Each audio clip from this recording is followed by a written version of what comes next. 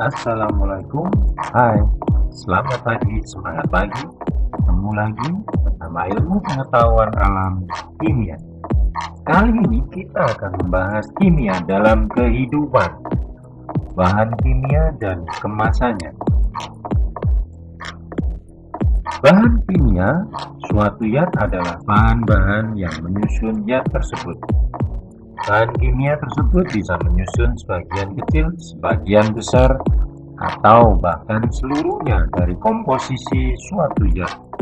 Misalnya, sampo selain mengandung bahan pembersih, juga mengandung bahan pewangi, vitamin, dan kondisioner.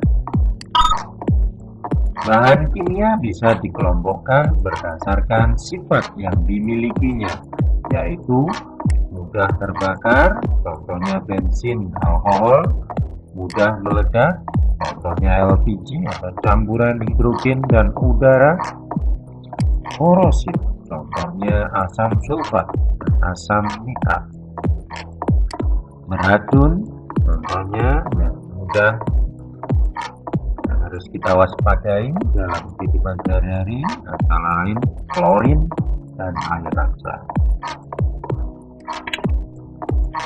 Kemasan bahan. Pemilihan bahan kemasan suatu produk disesuaikan dengan sifat bahan kimia dan keamanannya.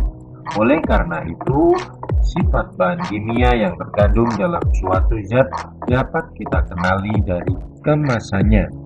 Berikut adalah sifat bahan kimia yang dapat kita ketahui dari kemasan suatu produk.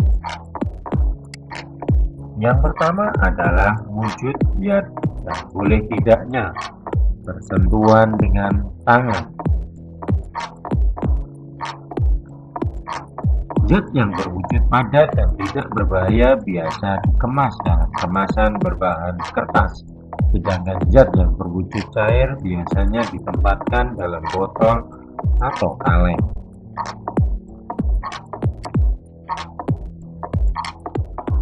Mudah tidaknya suatu zat rusak karena pengaruh udara dan sinar matahari langsung.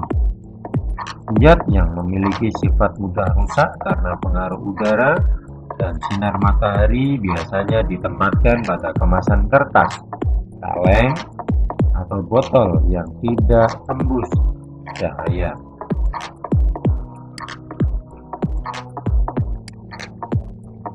Mudah tidaknya suatu zat menguap. Untuk zat yang mudah menguap biasanya ditempatkan di dalam botol yang bermulut sempit dan tertutup rapat. Label kemasan. Dalam kemasan suatu produk biasanya terdapat label keamanan. Pada label kemasan tercantum beberapa informasi seperti nama, kandungan bahan, biasanya istilah kimia atau istilah dalam perdagangan, petunjuk penggunaan, peringatan penggunaan, dan petunjuk keamanan. Berikut ini merupakan tabel yang menunjukkan beberapa contoh peringatan dan saran yang terdapat pada tabel suatu kemasan. Hati-hati, mudah terbakar. Hati-hati, mudah meledak. Awas korosif. Hati-hati zat beracun. Ini semuanya mempunyai arti. Mudah terbakar berarti jauhkan dari api, mudah meledak jauhkan dari panas. Bahan korosif jika kontak langsung, cuci dengan air bersih. Zat beracun jangan sekali-sekali termakan atau dimakan. Demikian penjelasan bahan kimia dan kemasan. Kita lanjutkan ke bahan kimia non makanan.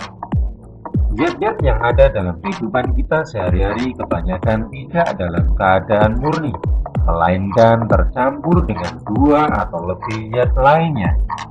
Campuran suatu zat akan tetap mempertahankan sifat unsurnya. Oleh karena itu, suatu bahan kimia akan dipengaruhi oleh sifat, penggunaan, atau efek dari zat-zat yang menyusunnya. Kekuatan pengaruh sifat masing-masing zat tergantung pada kandungan zat dalam bahan yang bersangkutan. Berikut ini akan kita pelajari beberapa bahan kimia yang sering kita gunakan dalam kehidupan sehari-hari. Bahan kimia pembersih, bahan pemutih pakaian, bahan pewangi, bahan pembasmi serangga, cat, pupuk. Bahan pembersih. Dalam kehidupan sehari-hari kita mengenal berbagai bahan kimia pembersih. Di antaranya sabun, deterjen, pasta gigi, sampo. Sabun merupakan garam basa yang diperoleh dari berbagai asam lemak. Sabun dapat dibuat dengan mereaksikan basa natrium hidroksida atau kalium hidroksida dengan suatu asam lemak, baik lemak hewan maupun minyak tumbuhan. Proses pembuatan sabun disebut spongsifikasi. Selain mengandung basa natrium hidroksida atau kalium hidroksida, biasanya juga ditambahkan zat-zat lain seperti pewarna dan pewangi. Yang kedua adalah deterjen. Deterjen dapat membersihkan noda karena deterjen dapat menurunkan tegangan permukaan air. Deterjen dapat larut dalam air karena mengandung bagian yang menyukai air atau hidrofil. Selain itu, deterjen juga memiliki bagian yang tidak menyukai air, hidrofob. Jika bekerja bersama-sama, maka kedua bagian itu dapat menghilangkan kotoran. Gambar di samping menjelaskan cara deterjen mengangkut kotoran. Pada saat pakaian, partikel deterjen mengepung kotoran dan mengangkutnya. Molekul yang terkepung akan melayang dan tidak dapat menempel kembali pada pakaian karena terhalang dinding deterjen. Selanjutnya, pasta gigi. Pasta gigi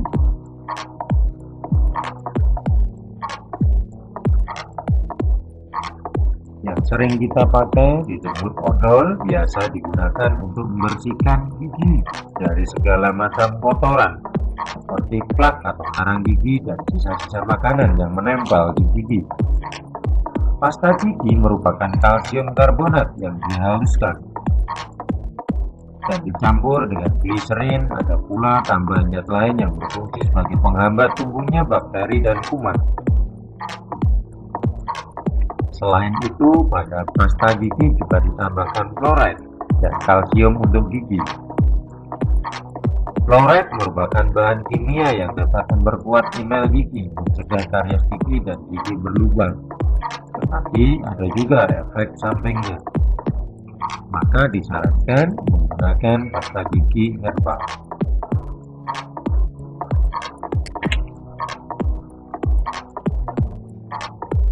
Bahan pemutih. Bahan pemutih merupakan bahan yang dapat digunakan untuk memutihkan. Bahan pemutih yang kita pakai biasanya berupa pemutih pakaian, kulit, dan gigi. Bahan yang kita pakai biasanya terdapat label kemasan,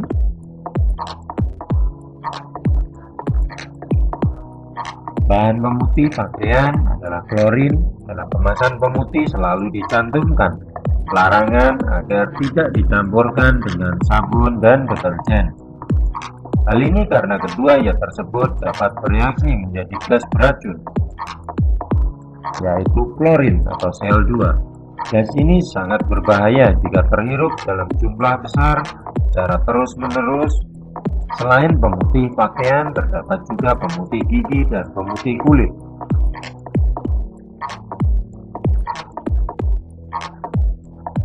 Bahan yang terdapat dalam pemutih gigi atau pemutih kulit adalah hidrogen peroksida,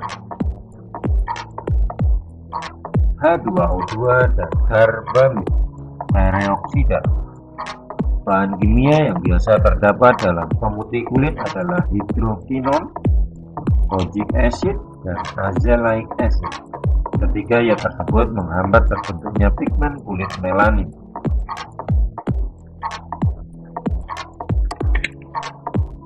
Bahan pewangi merupakan bahan kimia yang erat kaitannya dengan kehidupan kita sehari-hari.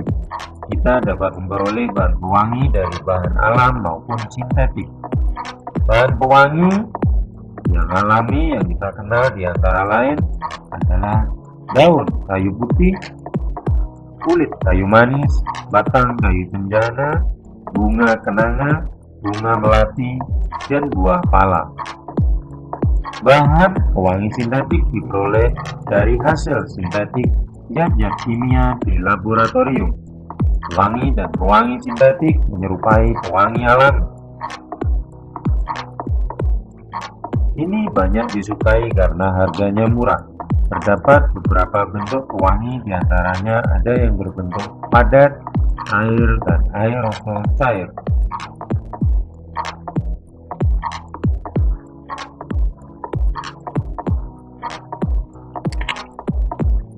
Bahan pembasmi serangga. Kita sering merasa terganggu dengan kehadiran serangga seperti nyamuk, kecoa, lalat, dan lain-lain. Karena mengganggu, oleh karenanya manusia menciptakan obat pembasmi serangga. Saat ini kita dengan mudah menemukan obat pembasmi serangga, baik yang berwujud padat, cair, dan gas, serta lotion. Bahan pembasmi serangga tidak hanya digunakan di rumah tangga, petani juga menggunakan untuk membasmi hama serangga, seperti warna coklat yang menyerang sawah dan ladang. Obat pembasmi serangga juga dapat mengganggu kesehatan. Oleh karena itu, berhati-hatilah dalam menggunakan pembasmi serangga.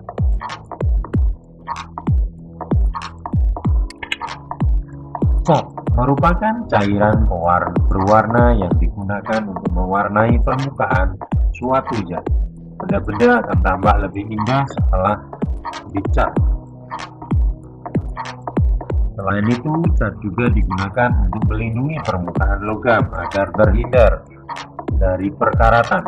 Berdasarkan bahan pelarutnya, cat dikelompokkan menjadi cat air larut dalam air dan cat minyak larut dengan minyak. Cat air dikenal dengan zat akrilik atau cat akrilik. Zat warna putih terutama biasa digunakan senyawa oksida organik seperti titanium oksida. Namun karena berbahaya beracun, senyawa ini mulai digantikan dengan antimon oksida, seng oksida, seng sulfida, timbal putih, dan barium sulfat.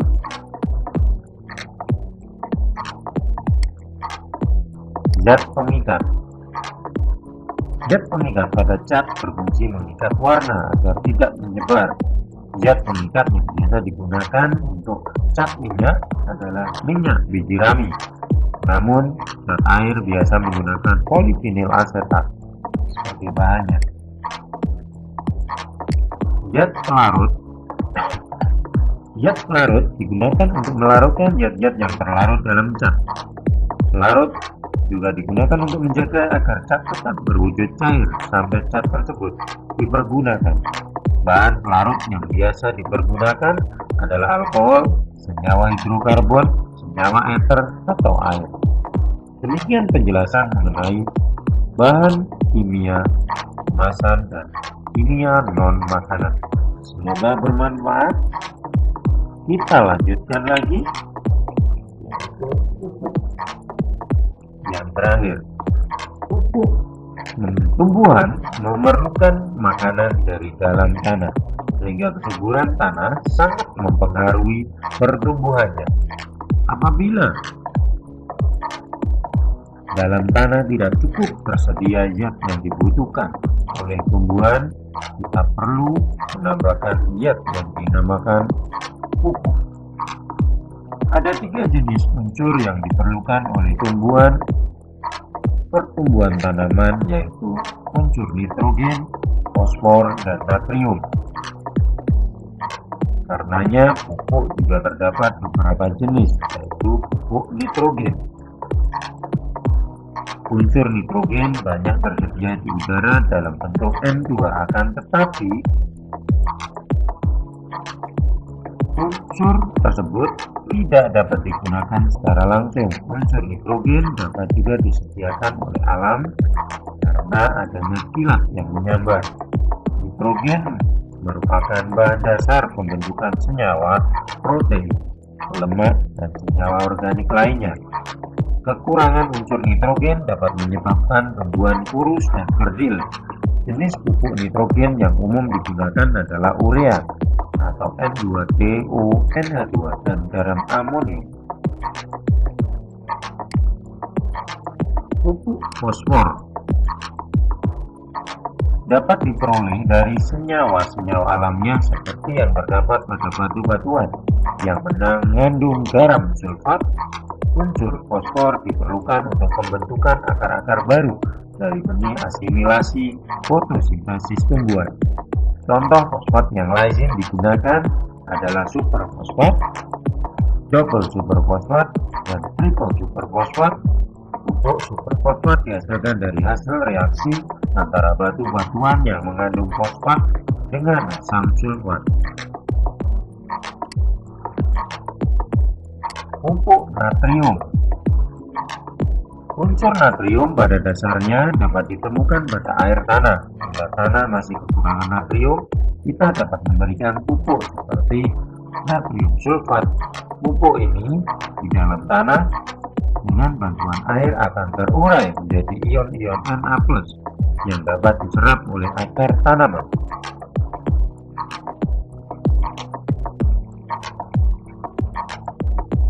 Demikian penjelasan mengenai pupuk. Semoga bermanfaat. Saya akhiri. Wassalamualaikum warahmatullahi wabarakatuh.